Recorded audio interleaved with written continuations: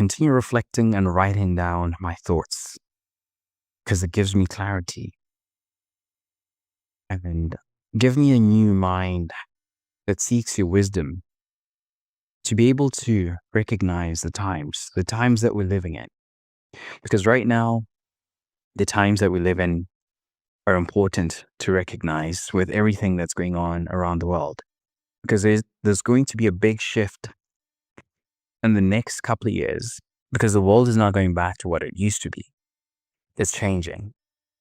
And everything that's happening right now is the moment in history that we'll look back, depending on how soon Jesus comes back. But this is going to be the moment in history that we're going to look back and recognize and realize that everything changed, everything shifted. And things are shifting because what the world has been focused on lately has been material stuff. People have been praying to capitalism. I'm not saying that capitalism is bad on its own, but when you overdo something and you make money your God, you lose rhythm. When you make markets, when you make the goal to make more money and worship money, making money your God, people lose rhythm because a lot of pressure is put on people. It's like more. I want more. It's time that we start focusing on simplifying our lives. This is what I'm doing personally. I'm still sharing what I'm doing. But anyway, you can think about it, write whatever's coming to your mind. But what I'm saying is this moment in history is a moment that we need to mark because it's going to change everything. Right? So key focus for the day, I will continue making room for God every morning and evening. I'll start setting alarms to remember when to pray during the day. So this is going to be next level. And I think the next phase is for us to put God first, is remembering God in everything that we do every time. And to remember God, to make it a habit and make time and room for God. And this is just the next level when you're building a habit to make it stick. Is just setting an alarm, having a calendar, knowing when and what time you're meeting with God, making that appointment. Because the more frequent you meet with God, even in one day, even if you forgot to pray something in the morning, maybe you're like, okay, maybe in the afternoon, I just want to pray. Like there's no time that you can say like, I can't pray. You can pray in the middle of the day. You can pray at night. We pray all the time. When we eat, before we eat, when we wake up, when we're driving, when we're working, about to take on something that we've never done before. We're not sure how it's going to happen. When we're about to go to sleep, all the time. You can pray all the time.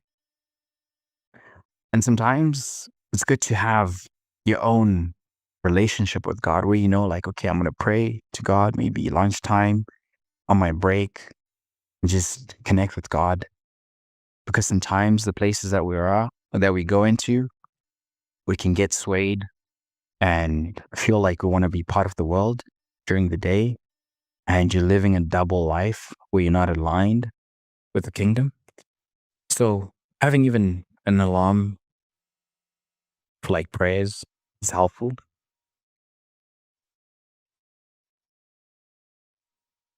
Okay, so that's key focus. And the gratitude reflection. Oh, today I got more. I got 4. 3 things I'm thankful for as I complete this journey. So I've managed to gain clarity on my thoughts just by writing things down, the things that are priorities for me to focus on. I've had quiet time with the word and away from screens, not looking at screens. So when I use the journal, when I write in my journal, this is a time that I actually get that is quiet. And I'm just writing this down. I'm not looking at a screen because most times, like, you're looking at a computer screen, right? Like, I got one screen there, I got another screen there. So I'm just looking at screens, and then I've got my phone. And when I'm actually writing and I've got a physical journal, I'm not looking at a computer. I'm focused on writing. Because I can guarantee some people now, like maybe Gen Z, I'm picking on Gen Z, but some people don't even know how to write. Maybe the handwriting, you can't even read the handwriting. Because if you're like me, like I write cursive. I learned how to write cursive, and now I actually have to write like block letters so that people can write my cursive. Because some people can't read cursive, right? So I actually have to write block letters for people to try and read what that letter is, right? So yeah, so it's just like when you're writing, you learn a lot of things, and writing also, it shows that it helps you clarify your thoughts and it helps quiet your mind. So that's something that I always find is helpful, just writing things down. And the third thing is I've been reminded about what's most important in life. What's most important in life? Just writing. And just with the 30 days, because it brought me back to the moments as I was sharing with you, just some of the things that have anchored me over the past couple of years. Because again, like I mentioned, I wasn't like this during COVID period. I was like this maybe pre-COVID, right? COVID disrupted a lot of things, and I was just confused, and I didn't have community as well with believers or people that were like into faith. I tried to build and take control of that. It didn't work out. Didn't work out. And now, and then when I got through COVID, that period, I I think everything just shifted because I had certain realizations about, okay, how did I fall off? And by the grace of God, I was called back. And because I was able to be called back, made me realize some of the things that I was chasing. Maybe without that, I wouldn't have realized, because at the same time, we chase worldly success, what it means to be successful by the world standards. And I was accumulating a lot of things and material things and the experiences that I had. And one very specific experience that I had, which made me realize that what I was chasing, because I was empty on the inside. I was strong on the outside. Like, things are going well. Like, people that see me, like, okay, yeah, okay. Nate, this, that, you know, you know how it is. But on the inside, me personally, I was empty. Like, I started putting on weight, and the habits that I was building are bad habits. Because even now, when I think back, I'm like, was that even me? Like, what was I thinking? Like, I'm like, what? How? And so there's a part of me that's like, okay, I wasted that time. But I'm like, no, I didn't waste the time necessarily, because there was a lot of things. Because I thought that it was maybe just about the vaccine, which I was skeptical about. But I didn't recognize how much just the lockdown itself affected me. Being told that, okay, you can't go to this place. Because it's one thing to say, okay, I'm skeptical about the vaccine, but for example, the gym was closed. Okay, gym is closed. I'm not as active. I don't have a gym. So now that is something that I recognize, like, okay, that was out of my control. I didn't have the gym. You expect you're still going to work.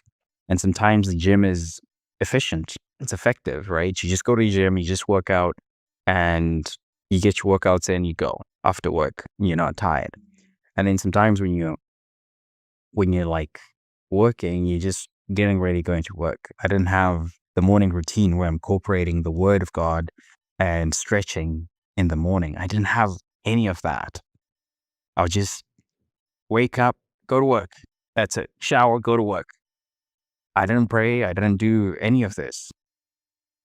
And I was just out of rhythm. I didn't recognize that some of these little things, and that's why with the reset, it's important for me to include things that don't require you to go to the gym. You don't need to go outside. You can do this on your own, even with the stretching videos. Then they don't include any weights.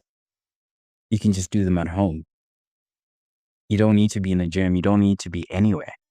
And the more consistent you do it, the better you become.